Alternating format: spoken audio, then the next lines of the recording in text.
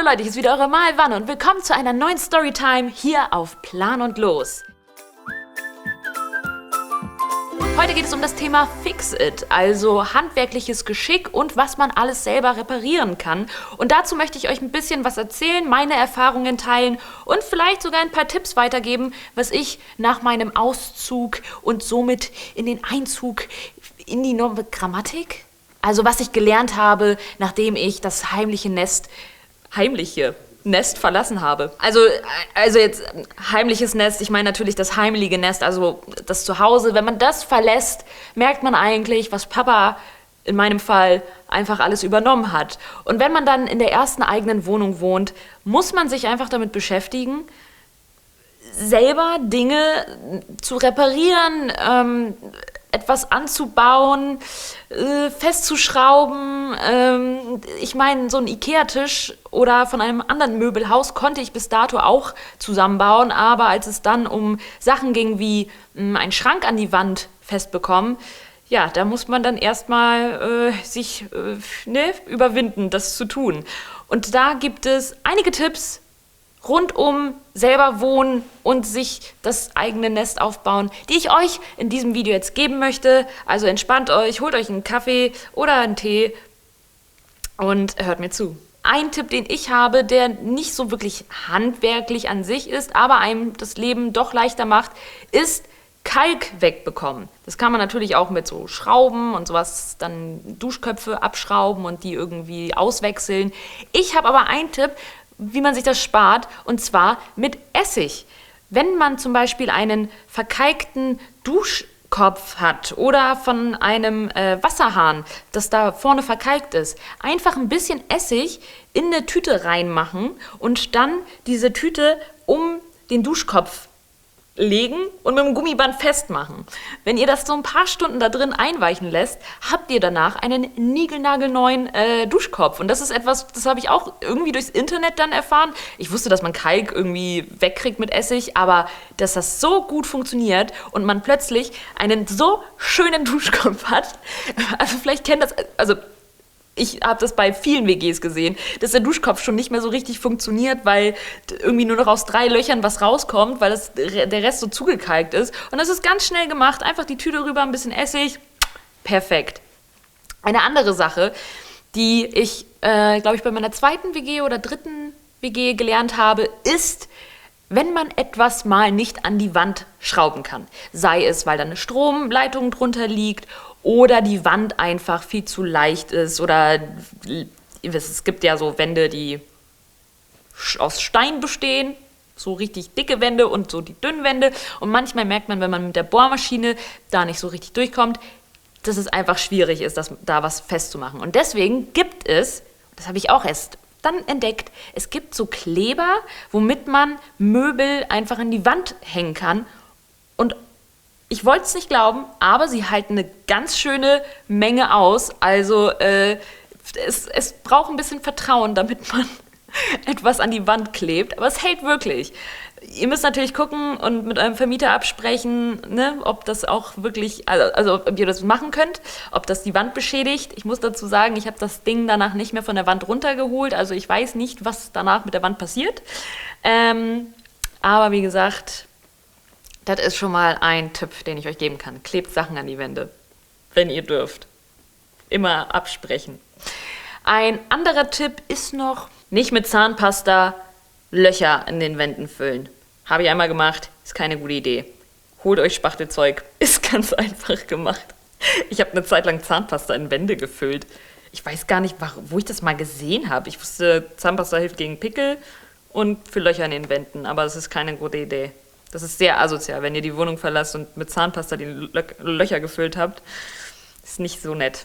Was ich noch gelernt habe, ist, dass wenn man einen kleinen Raum hat, wie zum Beispiel eine sehr kleine Küche und da einfach kein Esstisch reinpasst, aber man irgendeine Fläche braucht, wo man mal vielleicht seine Cornflakes morgens essen kann, dann baut euch einen kleinen Tisch selbst. Also ich habe damals einen Bartisch gebaut, der einfach in so eine kleine Lücke reingepasst hat, was nicht so schwer war. Also man müsste, und da muss ich aber auch wieder sagen, YouTube-Videos anschauen. Weil natürlich kann man eine Platte nehmen und einfach 4 Beine ranschrauben, aber es gibt so Tricks, auf die man nicht so selber kommt, die aber sehr gut sind, wenn man zum Beispiel stabile Beine haben möchte, dass man dann da noch so anderes Holz reinschraubt. Und das kann man ganz einfach selber machen. Man kann sich alles im Baumarkt zuschneiden lassen. Also wenn ihr da irgendwie Holz kaufen wollt, dann geht ihr einfach nur zu den Mitarbeitern und sagt, ich brauche hier diese Maße und dann schneiden sie dir das zurecht und dann kannst du es so mitnehmen und zu Hause nur festschrauben.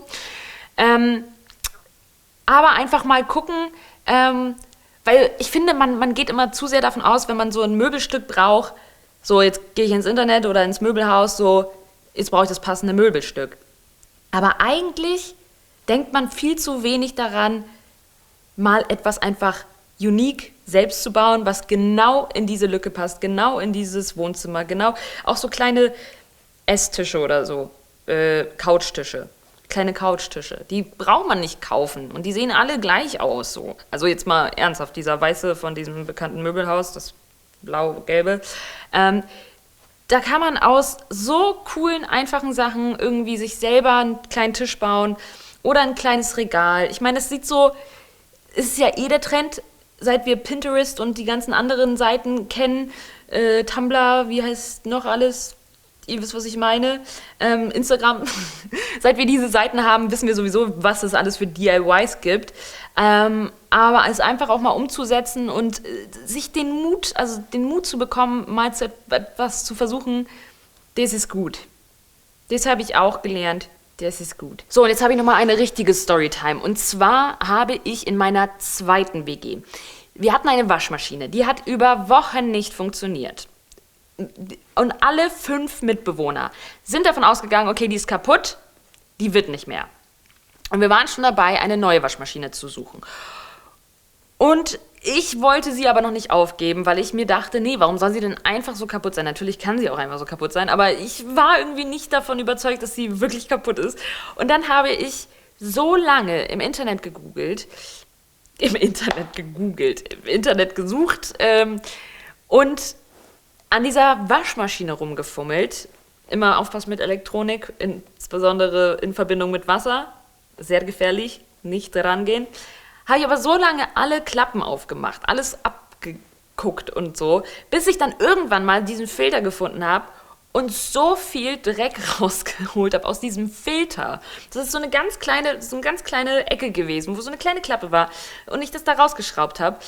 Und dann da waren Centstücke drin, da waren Kondome drin. Da war so viel Müll in diesem Filter drin. Und dann habe ich das Ding wieder zugemacht und das hat funktioniert. So, also viele Sachen, wo man glaubt, dass es halt kaputt ist, manchmal sind es einfach nur die Standard. Also manchmal ist es einfach nur das Standard, was man mal abchecken muss, wie zum Beispiel auch bei der Spülmaschine. Wenn deine Spülmaschine nicht mehr richtig funktioniert, Klarspüler auschecken, Filter auschecken, irgendwie mal eine Reinigung machen. Einfach mal sich mehr damit beschäftigen, als zu sagen, okay, es funktioniert nicht mehr, wir brauchen was Neues. Das ist ja sowieso. Heutzutage kauft man sich einfach alles nochmal neu. Ist ja alles da, man kann alles einfach ersetzen. Aber man muss sich einfach mal wieder besinnen und sagen, kriege ich das nicht gebacken oder geschraubt? Und organisiert, einen letzten Rat für euch, organisiert euren Werkzeugkoffer.